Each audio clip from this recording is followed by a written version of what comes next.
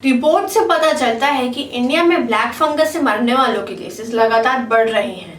Black fungus या mucormycosis एक complication है जो फफूंद यानी फंगल इन्फेक्शन से होता है। ये रिलेटिवली है तो रेयर, लेकिन एक बहुत ही घातक कंडीशन है। कोविड के साथ साथ इस बीमारी के बढ़ने से डॉक्टर्स ने महामारी के अंदर महामारी के लिए अलार्म किया है। सेंट्रल गवर्नमेंट ने भी इसे एक नोटिफाइबल डिसीज बनाने के लिए रिक्वेस्ट किया है। इस बीमारी के इलाज के लिए जरूरी दवाई एम्फोटेरिसिन बी की कमी को दूर करने के लिए भी स्टेप्स उठाए जा रहे हैं। कर्नाटका, उत्तराखंड, तेलंगाना, मध्य प्रदेश, आंध्र प्रदेश, हरियाणा और बिहार में ब्लैक फंगस इन्फेक्शंस के केसेस डिटेक्ट किए गए हैं। जहां कुछ स्टेट्स ने इसे नोटिफाइबल डिसीज बनाया है, वहीं राजस्थान ने ऑलरेडी इसे एक एपिडेमिक यानी महामारी डिक्लेयर कर दिया है। अब मैं आपको कुछ ऐसी चीजें बताती हूँ जो आपको इस खतरनाक बीमारी के बारे में पता होना चाहिए।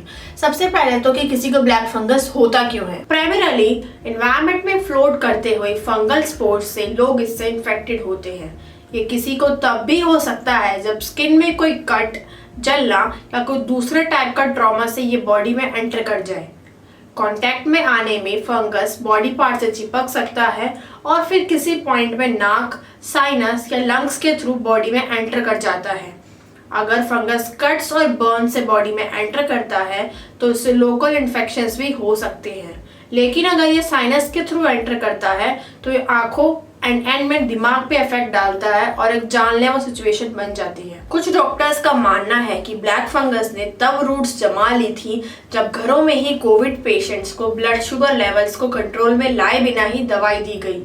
कुछ डॉक्टर्स का ये भी कहना है इसने पेशेंट्स को कोविड के बाद अनक्लीन और अनहाइजीनिक एनवायरनमेंट में रहने की वजह से इफेक्ट किया है। According to AIIMS chief Randeep Guleria, doctors के प्रेशर में और पेशेंट्स के डर में होने से ये सिचुएशंस और भी खराब हो रही हैं।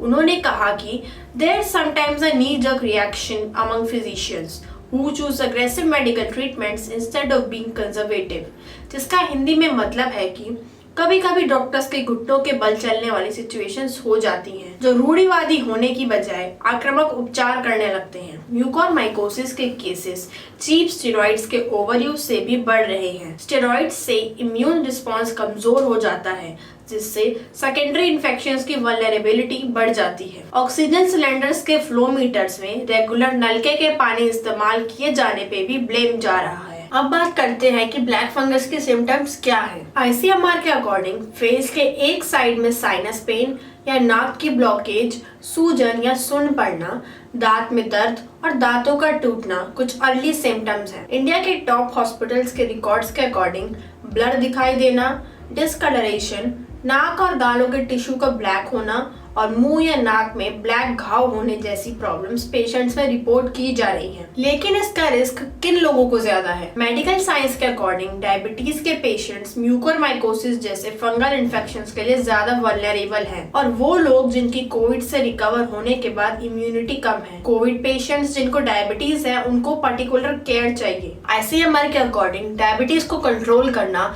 इस बीमारी से बचने का एक सबसे अच्छा रास्ता है। यूनियन हेल्थ मिनिस्ट्री के अकॉर्डिंग ये बीमारी उनमें दिख रही है जिन्होंने कोविड से रिकवर कर लिया है या फिर कर रहे हैं। बिना किसी ट्रीटमेंट के ये बीमारी एक खतरनाक ब्लड स्ट्रीम इन्फेक्शन का रूप ले लेती है। अब बात कर लेते हैं कि इसका ट्रीटमेंट कैसे किया जाता है। एक बार इंसान को इन्फेक्ट कर देने के बाद ये इन्फेक्शन रुकता नहीं है, बल्कि ये नाक के थ्रू फैलता है और आईज पे अटैक करता है और लास्ट में दिमाग पे पहुंच जाता है और इस स्टेज पे जानलेवा हो जाता है। इस बीमारी के ट्रीटमेंट के लिए मल्टी डिसिप्लिन एक्सपर्टीज चाहिए। ज्यादातर केसेस में अगर इसे डिटेक्ट नहीं किया जाता है तो ये बहुत सारे बॉडी पार्ट्स पे इफेक्ट डाल देता है। तो इसके ट्रीटमेंट के लिए microbiologist, internal medicine specialist, intensivist neurologist, ENT specialist, ophthalmologist, dentist, surgeon और भी बहुत सारे स्पेशलिस्ट डॉक्टर्स की टीम चाहिए होती है। और जिंदगी को बचाने के लिए सभी इन्फेक्टेड टिश्यूज को सर्जरी करके बॉडी से निकालना पड़ता है। कुछ पेशेंट्स की आंख या आंखें खराब हो जाती हैं और कुछ का अपर जॉ। तो आखिर ये कंडीशन है कितनी रिस्की? इस बीमारी से मरने का रेट भी बहुत ही ज्यादा है।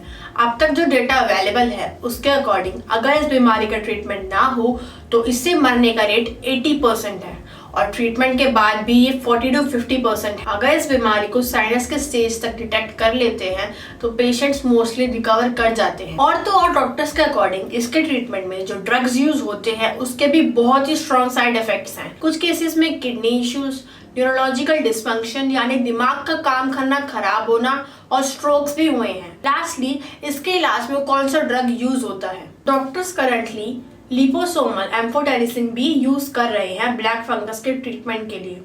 एक इन्फेक्टेड पर्सन को ट्रीट करने के लिए इस इंजेक्शन की 20 वाइल्स तक लग जाती हैं। और तो और रिपोर्ट्स के अकॉर्डिंग करंटली एक वाइल का प्राइस 5,000 से 6,000 तक का है, यानी 1 लाख से 1,20,000 तक का खर्चा सिर्फ इसकी दवाई में लग जाएगा। और करंटली इस दवाई की अवेलेबिलिटी भी काफी अलार्मिंग है क्योंकि इसकी सप्लाई गवर्नमेंट कंट्रोल करती है। और कुछ डॉक्टर्स बोल रहे हैं कि इसकी एब्सेंस में उन्हें सेकेंड लाइन ड्रग जैसे पोसाकोनाजोल यूज करना पड़ रहा है। डॉक्टर्स ने सेल्फ मेडिकेशन के लिए बिल्कुल मना किया है और ब्लैक फंगस की दवाई सिर्फ प्रिस्क्रिप्शन, डॉक्टर के कहने पे और मेडिकल सुपरविजन के अंडर ही लेनी चाहिए। डॉक्टर्स ने स्टेरॉइड्स के ओवर यूसेज के लिए भी मना किया है। तो आई होप आप सभी अपना ध्यान रखेंगे और रख भी रहे होंगे। अगर आपको आज की वीडियो पसंद आई है तो प्लीज वीडियो को लाइक कर देना, मुझे कमेंट करके बताना कि आपको नेक्स्ट टॉपिक क्या चाहिए और प्लीज चैनल को सब्सक्राइब भी कर देना क्योंकि इससे मुझे मोटिवेशन मिलती है आपको और ज्यादा इन्फॉर्मेशन देने के लिए। Thank you.